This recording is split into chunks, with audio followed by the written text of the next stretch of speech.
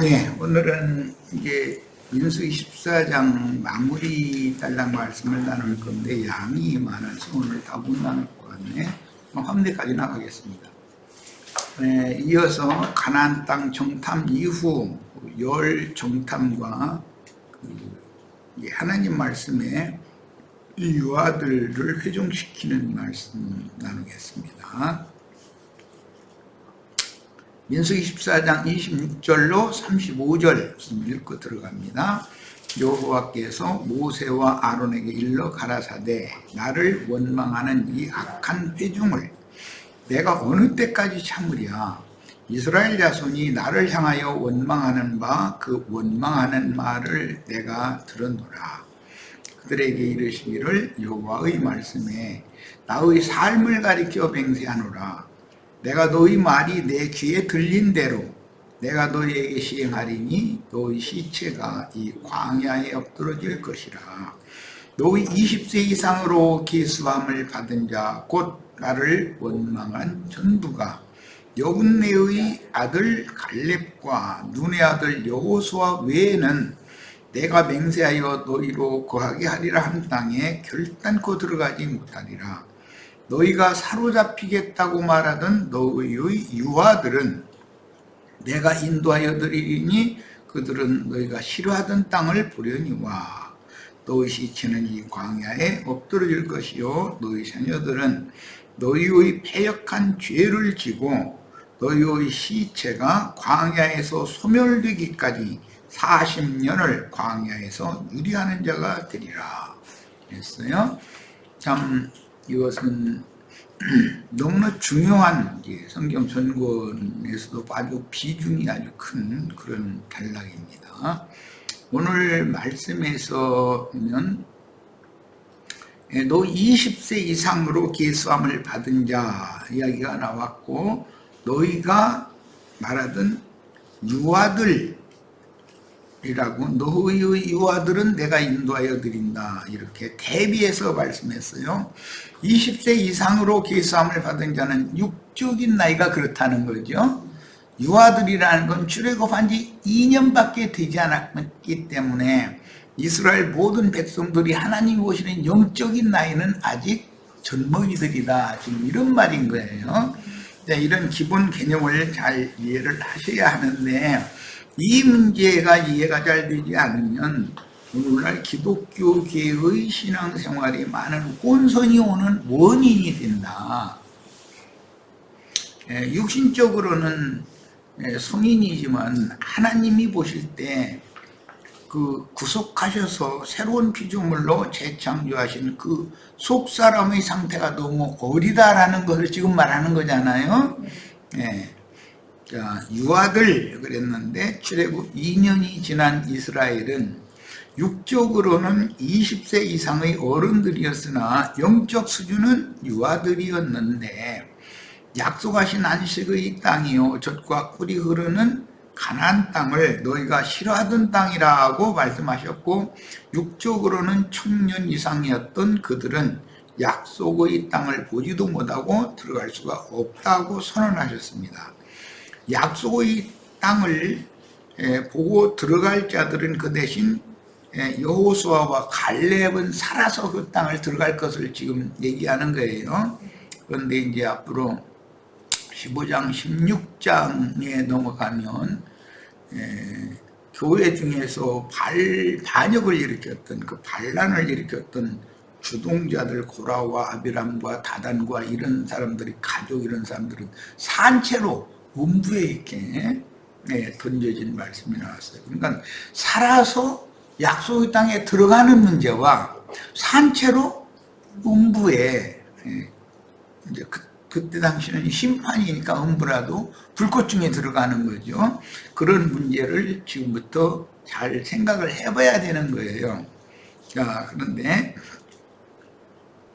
약속의 땅을 볼 수 없다는 뜻은 거룩한 영이신 하나님 나라에 대한 영적 계시를 받을 수가 없으므로 영원한 기업의 이상을 볼 수 없다는 뜻이요. 출애굽한 지 2년밖에 안 됐기 때문에 육적으로는 다 성인들이고 청년 이상이지만 하나님이 보실 때는 영적인 나이는 2살밖에 안 된 거죠. 아브라함이 75세에 부름을 받아서 86세에 이스마엘을 낳았는데 그러면 영적인 나이는 11살밖에 안 된 거죠. 애가 애 낳은 거지. 그러니까 99세에 낳으면은 청년 때 이제 정식 애를 낳을 수 있는 때 난 거가 되는 거예요. 이런 것이 성경이 말하는 비밀이다. 예. 그런데 이 나이라고 하는 것은 나이만 먹고 속이 차지 않은 사람들도 있을 수가 있죠. 자기 얼굴에 주름이 다닥다닥 하면 주름값을 해야 되잖아요.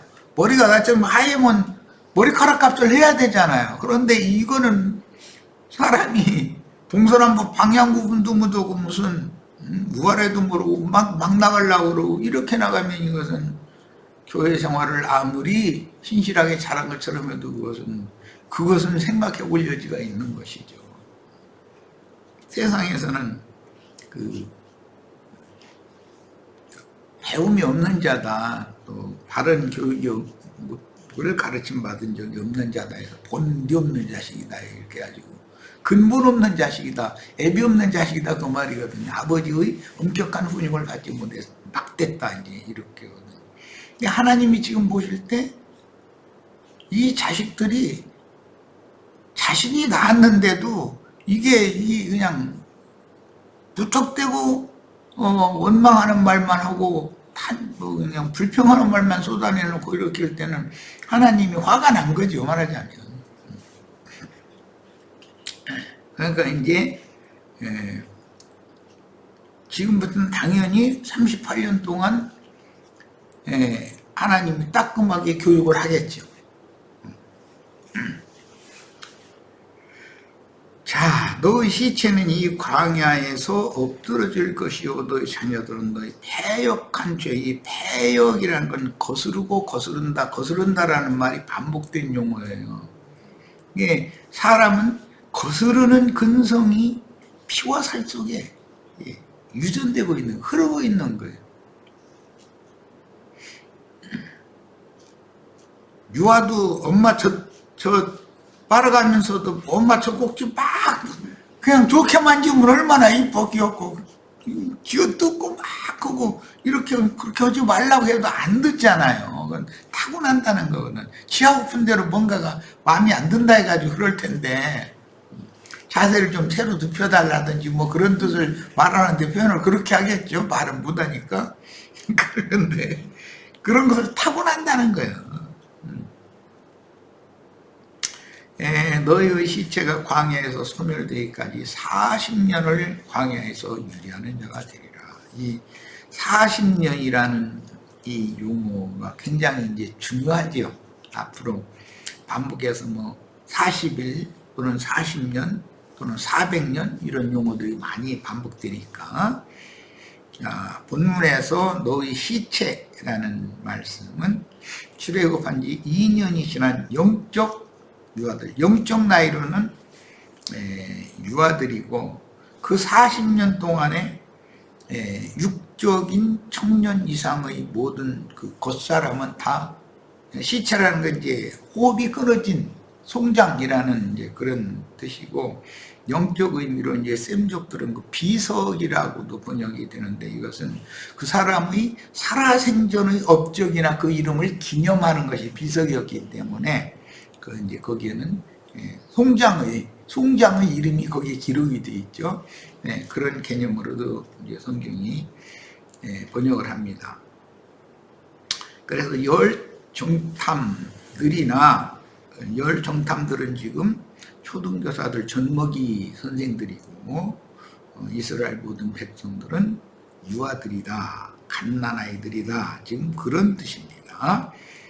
여기 시체라는 말은 호흡이 끊어진 육신의 몸, 그걸 송장이라고 그러는데 영적으로는 비석이라고 번역하는 경우도 많아요. 같은 회개라는 단어가. 자, 마태복음 24장 19절, 그날에는 아이벤 자들과 젖먹이는 자들에게 화가 있으리로다 그랬으니까 지금 출애굽한 지 2년 동안 이스라엘의 지도자들에게는 화가 있는 거죠. 그러면 이 이스라엘의 지도자들이 정탐꾼 대표자들로 정탐을 한 사람들인데 그 정탐꾼들의 그 회고를 듣고 장막문에서 울고불고 난리를 치고 원망하고 불평하고 했던 이스라엘 사람들은 다 똑같이 영적 나이는 2살밖에 안 됐다 이거예요.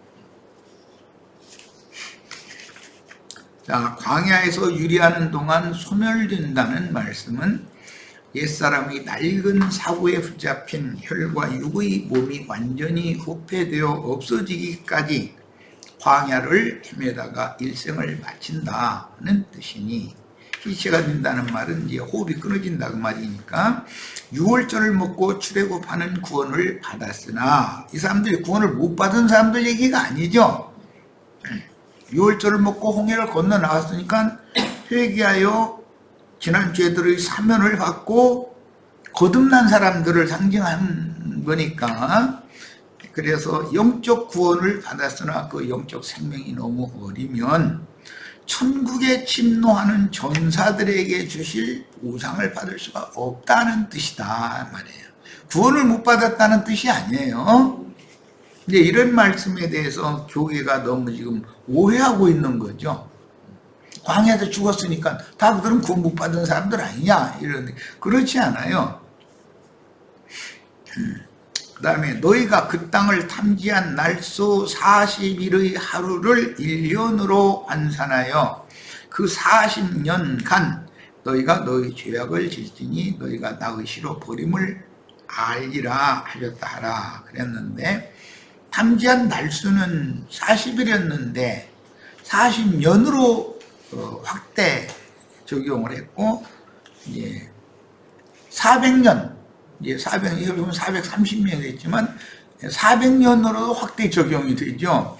이처럼 이 40일이라고 하는 이 날수가 확대 적용이 되는 것은 문장에 따라서 말하고자 하는 의도를 잘 파악을 해서 이해를 해야 되기 때문에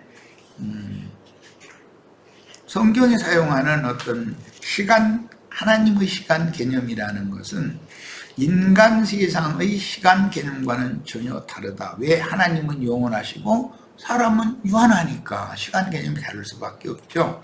그래서 이제 물질 세계의 시간 개념으로, 즉 창세기로는 넷째 날 이후의 시간 개념으로 그 하루의 시간을 축약하거나 확대하는 경우에 인간 나라의 하루가 1년으로 혹은 하루가 1000년으로 적용하는 경우도 있죠. 그러니까 이것은 성경의 문맥에 따라서 하나님의 세계와 인간 세계를 양면으로 잘 살펴야 한다. 사람의 시간이라는 것은 하나님이 보실 때는 다 헛된 시간들인 것이죠. 육으로 사는 시간이라는 건 하나님의 영과 하나된 영으로 사는 시간만 하나님의 나라의 생명의 날수에 계수가 된다. 하나님의 계수법에 대해서 이해가 필요한 거예요. 탐지한 날수는 대표자들이 성령에 이끌려 마귀에게 시험을 앞서서 받는 기간이요, 자녀들이 받는 고통의 기간 40년은 이 장막을 입고 있는 성도들의 육신에 있는 겉사람이 영에 있는 속사람 새 사람에게 삼킨 바 되어, 즉 혈육이 후패되어 소멸되고 영에 있는 새 사람이 장성하여 하늘에 준비하신 한 성에 들어가서 새 세계를 상속받기까지 광야 교회 생활을 하는 모든 날들을 상징한다. 40년이라는 것은. 그래서 예수님이 사역을 시작하시기 전에 40일 동안 금식을 하셨었죠. 그리고 사역을 마친 다음에 영이 되어 제자들을 통해서 40일 동안을 다시 주님의 그 40일 금식이라고 하는 것을 제자들에게 가르쳐 주는 거예요. 이제 적용시켜 주는 거예요. 그럼 이제 앞으로 남은 제자들의 남은 전 일생은 40년으로 해석한다 이 말이지. 예수님이 사실은 40일 금식하고 40년을 더 산 건 아니죠. 불과 3년 반 더 살았는데 그게 40년으로 확대해서 된다는 거예요. 자, 나 여호와가 말하였거니와 모여 나를 거역하는 이 악한 회중에게 내가 단정코 이같이 행하리니 그들이 이 광야에서 소멸되어 거기서 죽으리라.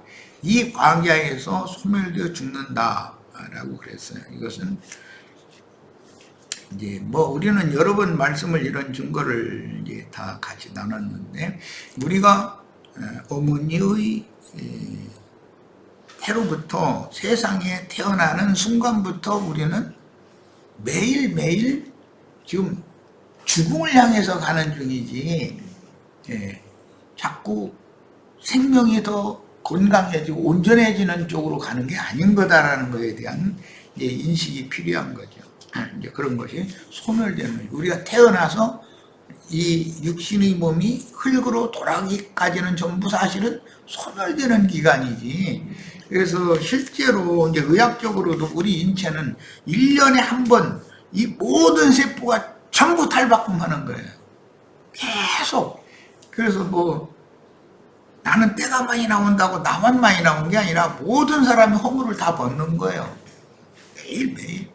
엊그제 목욕을 했는데 오늘에 보면 또 똑같이 때가 또 밀리잖아요. 그럼 이게 웬일인가 싶은데, 물론 밖에서 무더운 때도 있겠지만 스스로 허물을 벗기 때문에 세포가 자꾸 새 것으로 돋아나기 때문에 그런다. 머리카락도 빠지고 새로 나야지 옛날에 있던 머리카락이 계속 있는 건 아니죠. 손톱도 원래 있었던 것은 밖으로 밀려나가지고 잘라내서 버려야 되고 새 손톱이 안에서 나와야 되는 것이지, 손톱이 자라지 않는다고는 잘못된 것이죠. 이런 것과 같아요. 세포 분열이 안 되는 것 같은지 이 치아는 그대로 있는 것 같잖아요. 그런데 그렇지 않단 말이에요. 속에서는 여전히 치아에 어떤 늙어짐이 있다든지 더 강건해짐이 있다든지 이제 순환을 하고 있는 거란 말이에요. 그런데 그 순환이 어느 때 어떤 부위에 무언가가 잘못되고 나면 이가 쉬거나 아프거나 흔들리거나 이렇게 되는 것이죠. 그게 정상적으로 순환이 모든 게 돼야 된다. 모든 거. 하나님이 참 전능하신 분이, 하나님은 그래서 부활이신 하나님입니다. 자, 그 다음에 탐지한 날수는 대표자들이 성령에 이끌려 마귀에게 시험을 앞서 받는 기간이다 그랬으니까 제자들이 40일 동안 부활하신 주님과 함께 혈육의 물질 세계를 영의 세계로 전환하는 법을 먼저 배워야 된다 이거예요. 그리고 나서 남은 기간 동안은 증인으로 헌신을 하게 하는 거예요. 이런 것이 이렇게 적용이 된다. 이게 탐지한 날수는 40일인데 백성들의 회중 기간은 40년으로 적용을 하잖아요. 자, 그다음에 나 여호와가 말하였거니와 모여 나를 거역하는 이 악한 회중에게 내가 단정코 이같이 행하리니 그들이 광야에서 소멸되어 거기서 죽으리라 그랬어요. 광야에서 죽는다는 것은 우리가 이 세상은 광야로 상징을 하기 때문에 이 믿는 사람들이 믿음 생활을 시작한 이후로 계속해서 겉사람이 후패되어지는 동안 속사람이 새롭게 하는 연단, 훈련 과정을 40년 동안 이 장막이 무너질 때까지 계속해야 된다. 이제 그 말이에요. 그런데 이제 교계 구원파에서는 한 번 믿어도 구원받으면 영원한 구원이 완전하다. 이러니까 이제 이게 성경과는 안 맞는 해석을 하는 것이죠. 그런데 그렇게 하는 원인은 그걸 강조하는 원인은 기독교 교회가 구원의 시작 자체를 너무 불분명하게 가르치기 때문에 사람들을 그냥 모아서 예배당, 저 예배당 오면 구원받았다 이렇게 해버리기 때문에 예배당에 들어가는 것이 구원받은 증표가 되는 게 아님에도, 그러니까 그런 것을 반론을 제기하기에 구원파라고 하는 그런 무리가 형제의 무리가 일어나서 교계에 많은 무리를 일으키고 있는 거죠. 자, 그 다음에 이 문제는 약속의 땅을 상속받을 수 있는 하나님의 후사를 다루므로 믿음의 결국 곧 혼의 구원을 기시하는 중요한 단서가 됩니다. 문자대로 여기 이제 인용을 했는데 좀 몇 구절 읽어보겠습니다. 그러나 너희는 뒤로 물러가. 이건 히브리서 10장 39절이에요. 황폐하게 되는 사람들이 아니라, 이건 후패된다, 무너진다 그 말이에요. 믿음을 가져 혼을 얻게 되는 사람들입니다. 혼을 얻는 거, 영의 구원을 얻은 사람이 혼의 구원을 또 얻어야 된다는 거예요. 그런데 이것은 사실은 이룬다라고 되어 있죠. 야고보 1장 21절입니다. 그러므로 여러분은 모든 더러운 것과 가득 찬 악의를 버리고 여러분의 혼을 구원할 수 있는 심어진 말씀을 온유하게 받아들이십시오.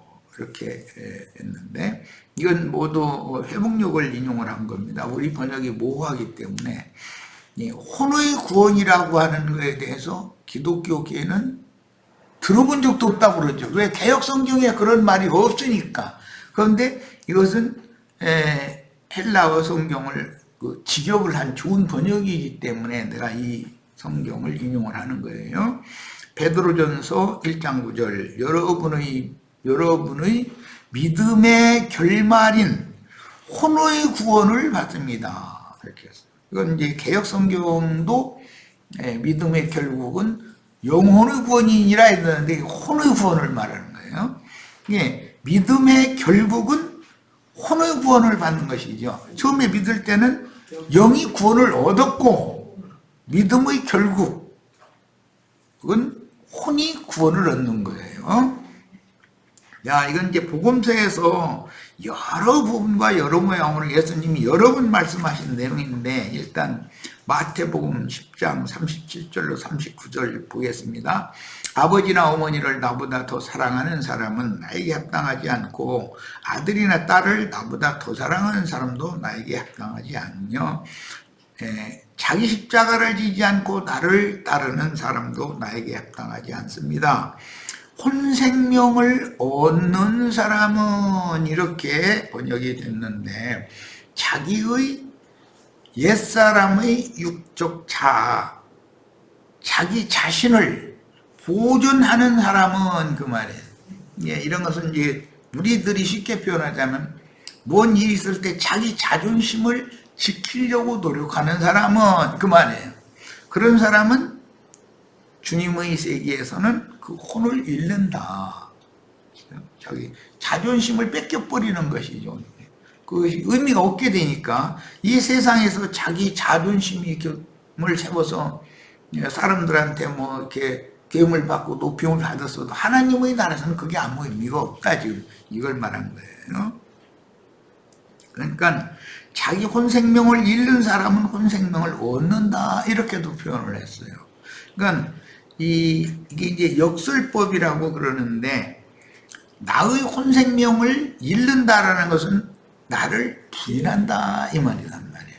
나를 부인하고 예수를 의지하고 예수께 맡기는 사람, 이 사람은 최종적으로 그 혼을 얻게 될 거다. 그러니까 우리가 구원을 얻었고 구원을 이룬다, 구원을 받는다라는 말은 전체적으로는 영의 구원만을 말하는 것이 아니라 중심은 사실은 혼이 나 자신이기 때문에 혼의 구원을 성경에는 굉장히 중요하게 다룬다라는 걸 알 수가 있어요. 자, 4페이지에서 마지막 한 달락만 보겠습니다. 요한복음 12장 25절.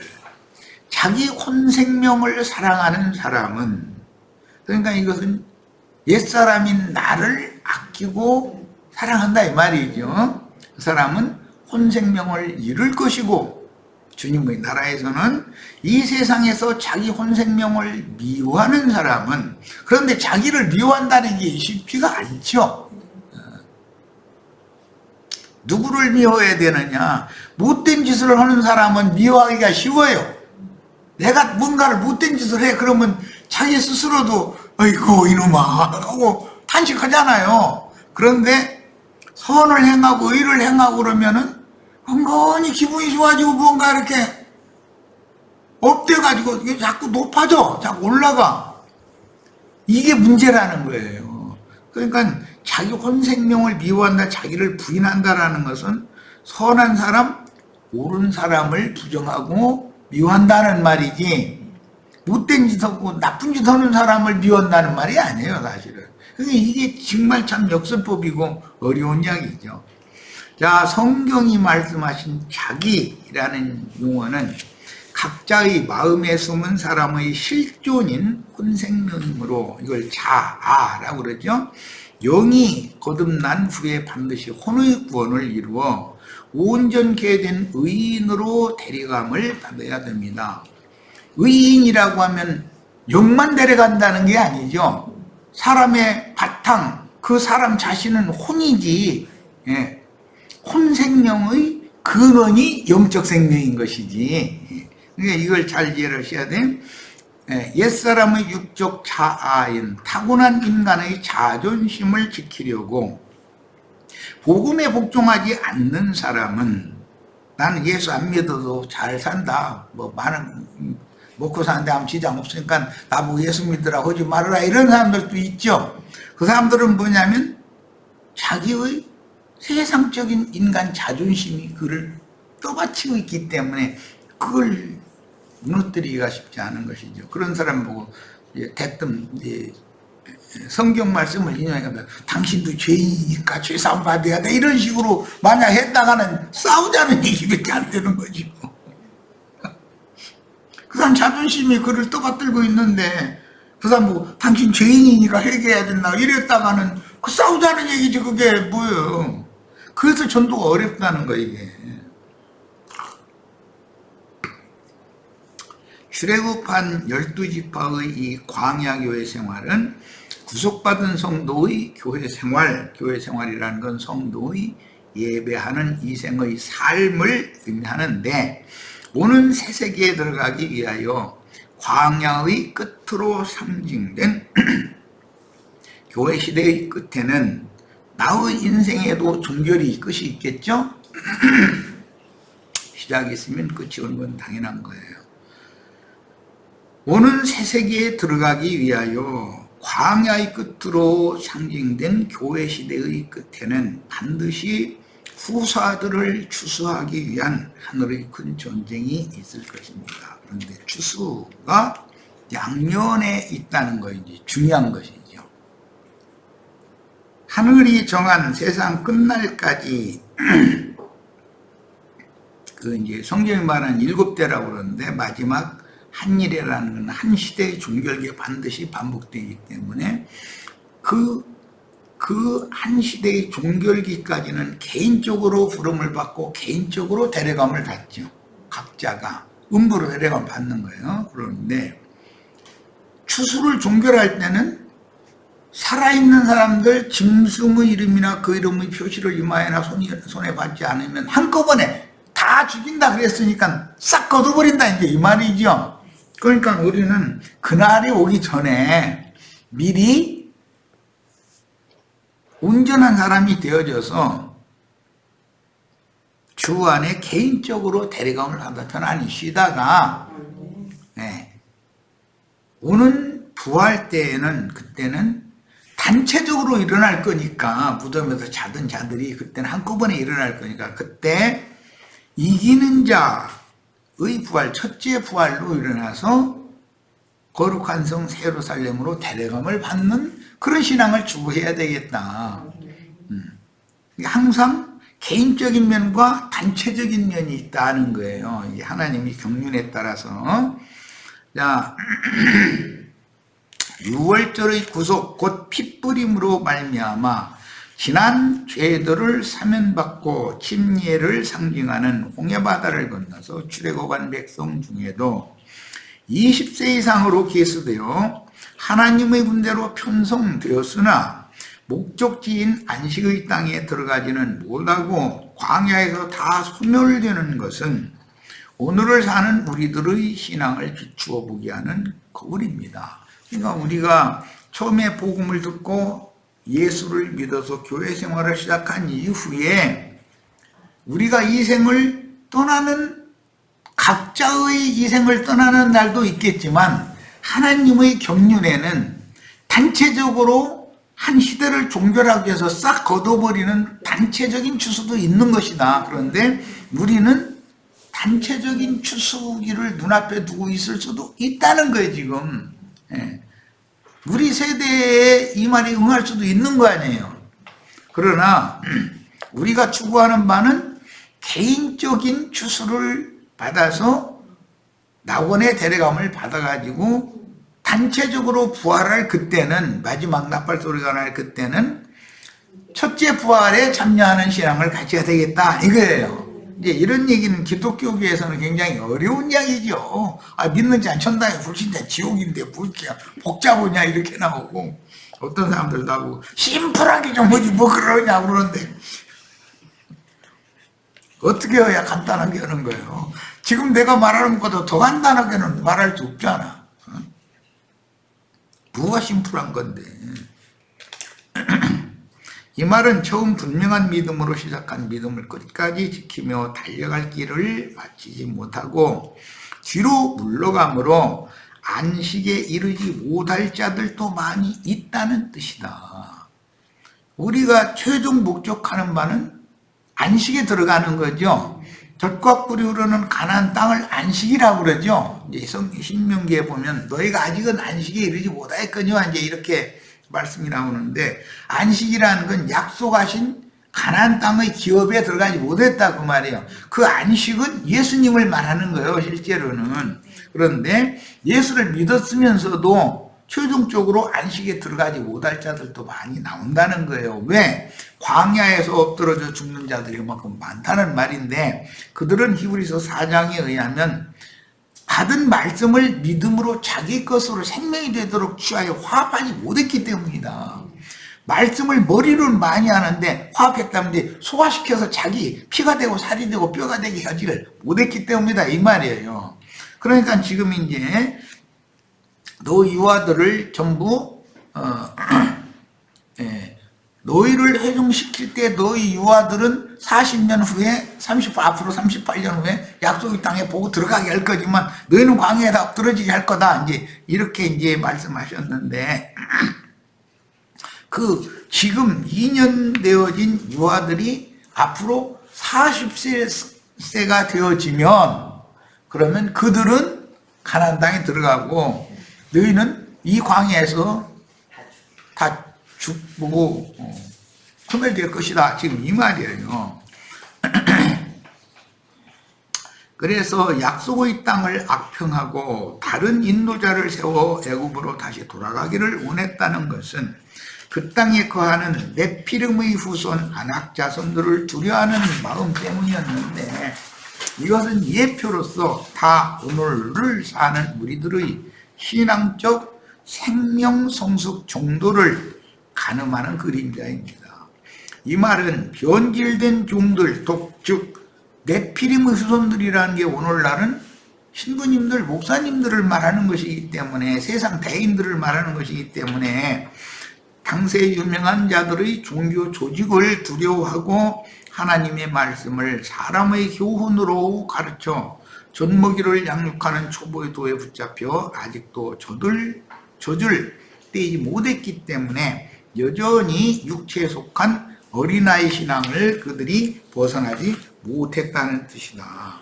육신적인 나이로는 20세 이상 다 계수된 하나님의 군사였잖아요. 그러나 주님이 오실 때는 2살밖에 안 먹은 유아들이다, 이게요. 자, 첫 시간 마칩니다. 잠시 쉬었다 이어가겠습니다.